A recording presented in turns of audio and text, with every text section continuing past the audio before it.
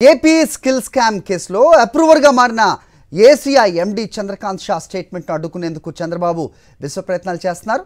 చంద్రకాంత్ షా పిటిషన్పై అభ్యంతరం వ్యక్తం చేస్తూ స్కిల్ స్కామ్లో A2 ముద్దాయి మాజీ IAS లక్ష్మీనారాయణ పిటిషన్ దాఖలు చేశారు. లక్ష్మీనారాయణ పిటిషన్పై ఇవాళ విచారణ జరగనుంది. తాను అప్రూవర్గా మారతానని ఏసీఐ ఎండి చంద్రకాంత్ షా ఇప్పటికే పిటిషన్ దాఖలు చేశారు. కౌంటర్ పేరుతో బాబు న్యాయవాదులు పలుమార్లు సమయం కోరారు.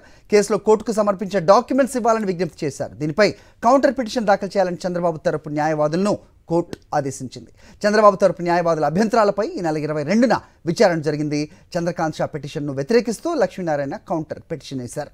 అడ్డంగా దొరికిపోవడంతో చంద్రకాంత్ షా వాంగ్మూలం అడ్డుకునేందుకు బాబు తరపు న్యాయవాదులు కుట్రలు పన్నుతున్నారు. ఇదే అంశంపై మరిన్ని అప్డేట్స్ మా కరెస్పాండెంట్ వినాయక్ ఇస్తారు. వినాయక్, ఎక్కడున్నారు ప్రస్తుతం మీరు? సో ఏపీ స్కిల్ స్కామ్ కేసులో అప్రూవర్గా మారిన చంద్రకాంత్ షా, మరోవైపు లక్ష్మీనారాయణ కౌంటర్ దాఖలు ఏ రకంగా చూడాలి? ఏంటి మీ దగ్గర ఇన్పుట్స్?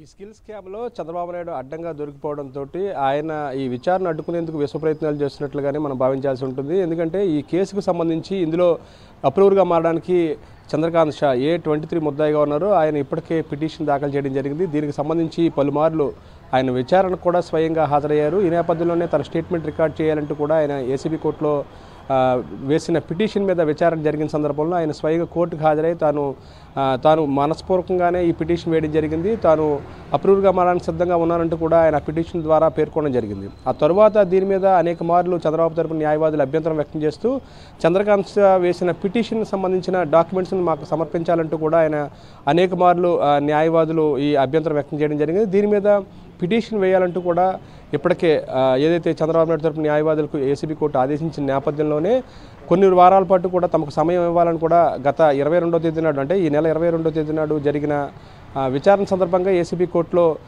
చంద్రబాబు తరపున న్యాయవాదులు వాదించడం జరిగింది. ఈ నేపథ్యంలోనే ఈరోజు, అంటే నిన్న 29వ తేదీకి ఈ కేసు వాయిదా పడింది. అదే సమయంలో అనూహ్యంగా లక్ష్మీనారాయణ ఈ కేసులో మళ్ళీ తెరమికి రావడం జరిగింది. చంద్రకాంత్ షా పిటిషన్ అభ్యంతరం వ్యక్తం చేస్తూ A2 ముద్దాయిగా ఉండి అప్పట్లో స్కిల్ దానికి సంబంధించిన ఎండీగా పనిచేసిన మాజీ IAS లక్ష్మీనారాయణ దీనికి సంబంధించి కౌంటర్ పిటిషన్ దాఖలు చేయడం జరిగింది. ఈ విషయంలో అభ్యంతరం వ్యక్తం చేయడంతో పాటు ఆయన నేరుగా, అంటే ఈ ఏదైతే చంద్రకాంత్ షా అప్రూవర్గా మారడాన్ని ఆయన అభ్యంతరం వ్యక్తం చేస్తూ వేసిన పిటిషన్ మీద ఈరోజు విచారణ జరగబోతోంది. లక్ష్మీనారాయణ పిటిషన్కి సంబంధించి ప్రస్తుతం ఈరోజు విచారణ జరిగే సందర్భంలో CID దీనికి సంబంధించి ఎటువంటి సమాధానం ఇవ్వాల్సి ఉంటుంది, అదేవిధంగా కౌంటర్ దాఖలు చేయడానికి ఏమైనా ఏసీబీ కోరుతుందా, లేదంటే కనుక లక్ష్మీనారాయణ పిటిషన్ స్వీకరించిన నేపథ్యంలో ఎటువంటి వాదనలు వింటారనేది ఆసక్తికరంగా మారింది. ఈ నేపథ్యంలోనే స్కిల్ స్కామ్లో ఏదైతే అప్రూవర్గా మారిన లక్ష్మీనారాయణకి సంబంధించిన, అంటే అప్రూవర్గా మారిన చంద్రకాంత్ షాకి సంబంధించిన పిటిషన్ అడ్డుకునేందుకే ఈ విధంగా అన్ని రకాలుగా కూడా చంద్రబాబు నాయుడు తరపు న్యాయవాదులు ప్రయత్నిస్తున్నారనేది CID ఆరోపిస్తున్నమాట. ఓకే వినాయక్. మరోవైపు నారా లోకేష్ రెడ్ బుక్ బెదిరింపుల కేసుపై వాళ్ళ ఏసీబీ కోర్టులో విచారణ జరగనుంది. యువగళం ముగింపు రోజున మీడియా ఛానల్స్లో లోకేష్ వివాదాస్పద వ్యాఖ్యలు చేశారు. చంద్రబాబుపై తప్పుడు కేసులు బనాయించారని రిమాండ్ విధించడం తప్పంటూ ఏసీబీ కోర్టుకు దురుద్దేశాలు ఆపాదించారు. రెడ్ బుక్ పేరుతో అధికారులను బెదిరింపులకు గురి చేశారు. దీనిపై CID వీడియోలతో సహా ఏసీబీ కోర్టులో గత నెలలో పిటిషన్ వేసింది. ఏసీబీ కోర్టు ఆదేశాలతో సమన్లు కూడా జారీ చేసిన విషయం కూడా మనకు తెలిసిందే. ఇదే అంశంపై మరిన్ని అప్డేట్స్ మా కరెస్పాండెంట్ వినాయక్ని అడిగి తెలుసుకుందాం. వినాయక్, చెప్పండి. సో ఇవాళ ఈ రెడ్ బుక్కి సంబంధించి విచారణ కూడా ఉన్నట్టుగా చూస్తున్నాం. సో ఏసీబీ కోర్టు ఆదేశాలతో నోటీసులు పంపినా వాటిని లోకేష్ తీసుకొని అంశాన్ని కూడా కోర్టు పరిగణలోకి తీసుకొనుందా ఏంటి మీ దగ్గర అప్డేట్స్?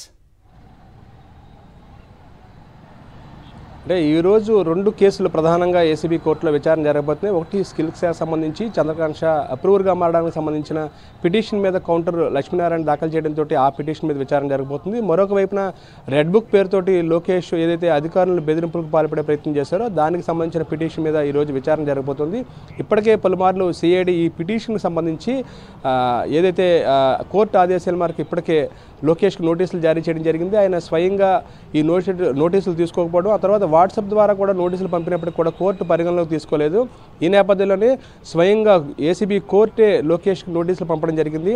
22వ తేదీ నాడు ఈ కోర్టుకు హాజరు కావాలి, లేదంటే అంటే ఆయన స్వయంగా హాజరు కావడం కానీ, లేదంటే కనుక న్యాయవాది ద్వారా కానీ హాజరు కావాలంటూ కూడా ఏసీబీ కోర్టు ఆదేశించిన నేపథ్యంలో 22వ తేదీ నాడు దీనికి సంబంధించిన పిటిషన్ మీద విచారణ జరిగింది. ఆ సందర్భంగా ఆ పిటిషన్ సందర్భంలో 2 వారాల సమయాన్ని లోకేష్ తరపున న్యాయవాదులు కోరడం జరిగింది. ఈ నేపథ్యంలోనే లోకేష్ తరపున న్యాయవాదులు కోరిన మీదట ఒక వారం పాటు సమయం ఇచ్చి అంటే ఈ రోజుకి అంటే 30వ తేదీ నాటికి ఈ కేసు విచారణకు వాయిదా వేయడం జరిగింది. ఈ నేపథ్యంలోనే ఈరోజు దీనికి సంబంధించి విచారణ జరగబోతుంది. మరోవైపున మనం చూస్తే కనుక యువగలం పాదయాత్ర ముగింపు సందర్భంగా కొన్ని మీడియా ఛానల్తో మాట్లాడుతూ లోకేష్ వివాదాస్పద వ్యాఖ్యలు చేయడమే కాకుండా కోర్టు ధిక్కార వ్యాఖ్యలు కూడా చేయడం జరిగింది. ఈ నేపథ్యంలోనే ఆయన కొన్ని కీలకమైన వ్యాఖ్యలు అంటే చంద్రబాబు నాయుడిని అక్రమంగా అరెస్ట్ చేయడంతో పాటు ఏసీబీ కోర్టు ఆయనకు రిమాండ్ విధించడం తప్పు అనేది ఆయన మాట్లాడడం జరిగింది. ఈ నేపథ్యంలోనే ఇది కోర్టు ధిక్కారకంగా భావిస్తూ ఆయన్ని ఏసీబీ న్యాయస్థానం అతను అరెస్ట్ చేయాలంటూ కూడా నాన్ బెయిలబుల్ వారెంట్ జారీ చేయడంతో పాటు అతను అరెస్ట్ చేయాలంటూ కూడా సిఐడి ఒక పిటిషన్ వేసింది. ఈ నేపథ్యంలోనే సిఐడి పిటిషన్ మీద